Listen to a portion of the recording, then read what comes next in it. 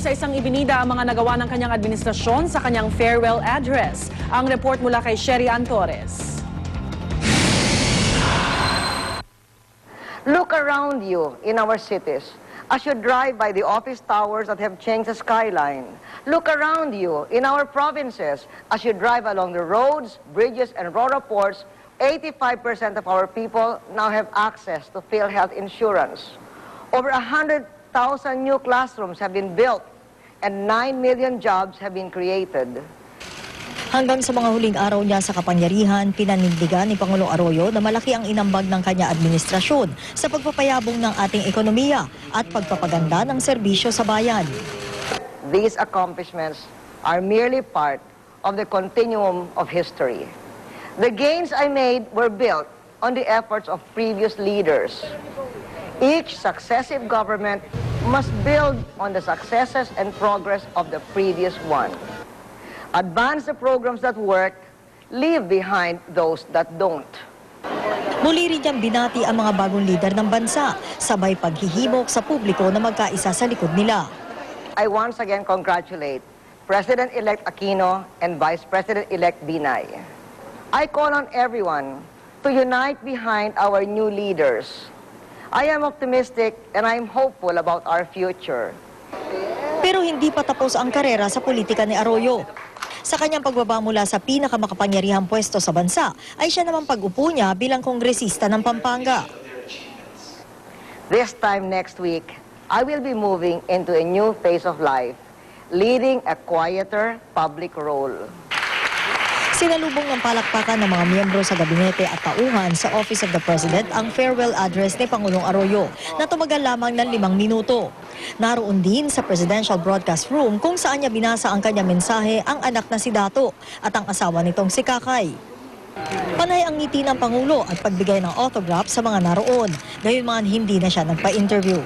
Para sa unang balita, Sherry Ann Torres reporting.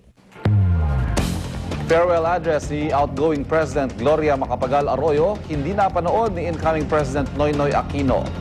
Ayon kay Aquino, abala siya sa pakikipag-usap sa kanyang mga tauhan kaya't hindi na niya binuksan ang telebisyon. Susuriin na lang daw niya ang transcript ng speech at saka siya magbibigay ng komento. Sa scale naman na 1 to 10, 4 ang ibinigay na grado ni Senador Nene Pimentel sa Pangulo. Ayon kay Pimentel, meron namang nagawa si Ginang Arroyo sa kanyang 9 na taon sa pwesto pero mas marami raw ang hindi kanais-nais kaysa mabuti.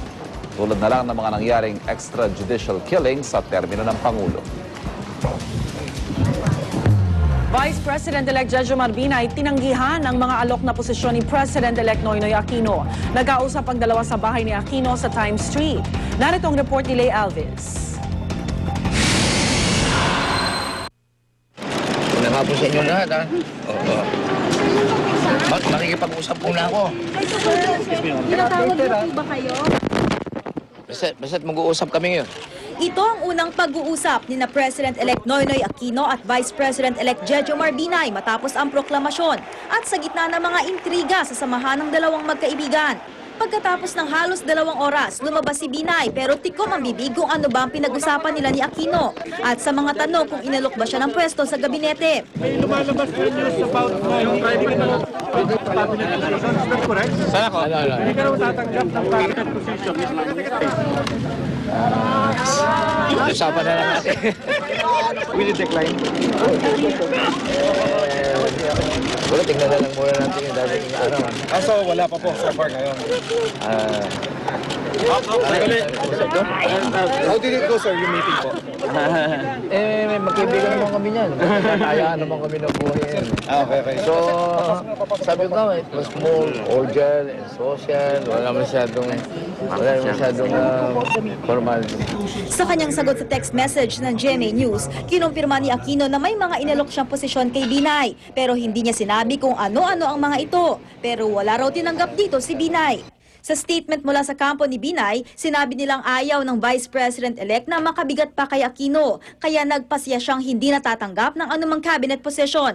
Gayunman, tiniyak ni Binay kay Aquino ang kanyang suporta at mananatili raw silang magkaibigan. 2 oras pagkaalis ni Binay, dumating naman ang pinakamahigpit niyang katunggali sa pagkabise, ang katandem ni Aquino na si Senador Mar Rojas. Pinabulaanan naman ng kampo ni Aquino ang usap-usapang hinarang umano ni Rojas ang pagtatalaga kay Binay sa gabinete. Siya at siya lamang ang pipili kung sino ang magiging member ng kanyang gabinete. Para sa unang balita, Lay Alves reporting.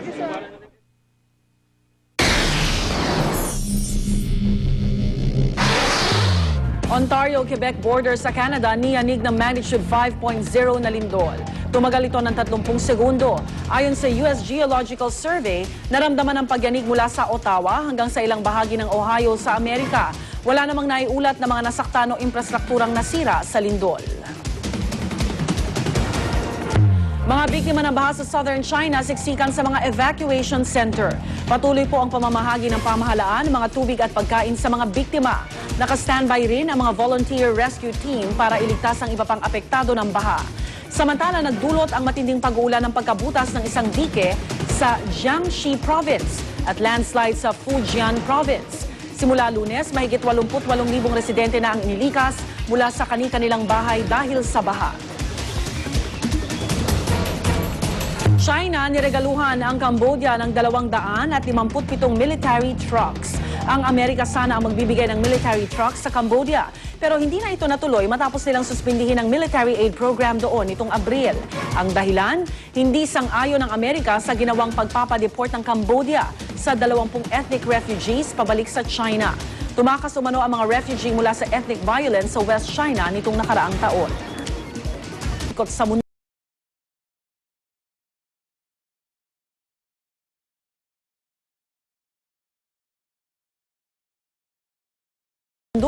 Dahil gumagamit po ng high-resolution camera, mapapalawig daw ng satellite na ito ang kapasidad ng Israel na mabantayan ang kanilang mga kaaway.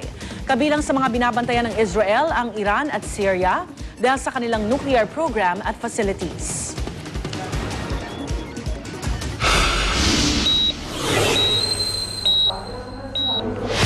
Kaso ng dengue, mas dumami pa ngayong taon. Kaya mga health and sanitation inspector nag-ikot sa ilang paaralan sa Maynila kaugnay ng pinaigting na kampanya kontra dengue. Narito ang report ni JP Soriano.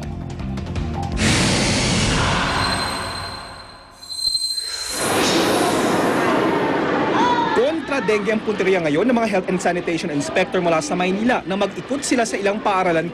Pagpasok pa lang sa Cecilio Apostol Elementary School, itong groto na ito na may tubig ang agad na nakita.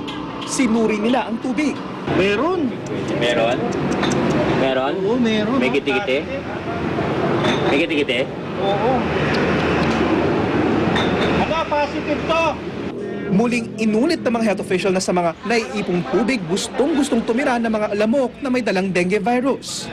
Stagnant, malinis yung tubig, tapos madilim ang background, parang sa goma. Ininspeksyon din ang comfort room. Madumi ang drum at barado ang lababo ng tubig. Sa buong paligid ng paaralan, ayon sa mga health official, pwedeng pamugaran ng lamok. Pwedeng breeding ground yan.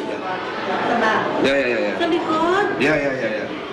Ay, oo. Kasi wala siyang Araw-araw po nag-i-inspect kami. Kaya lang po minsan may time na yung hindi agad-agad nauubos yung water katulad nung sa flow, dun sa may namin, grotto. Pero po, in-inspect ko naman yun. Sunod na ininspeksyon ng Espiritu Santo Parochial School na isang private school. Sa paaralang ito, may naitalang namatay sa dengue. May ilang taon na nakalipas. Malinis at maayos naman ang itsura ng paaralan. Pero nang busisiin ang mga lugar na pwedeng pangitlugan ng mga lamok na may dalang dengue virus. Yan o. Yung dami, sir. Ako talagang breeding yan. Ang tubig na ito na nakaimbak sa ilalim ng aircon. Delikado raw ng masuri. Nang puntahan ang likuran kung saan bumabagsak ang tubig mula sa aircon, nakita ang mas maraming nakaimbak na tubig. May mga nakaimbak rin na tubig sa mga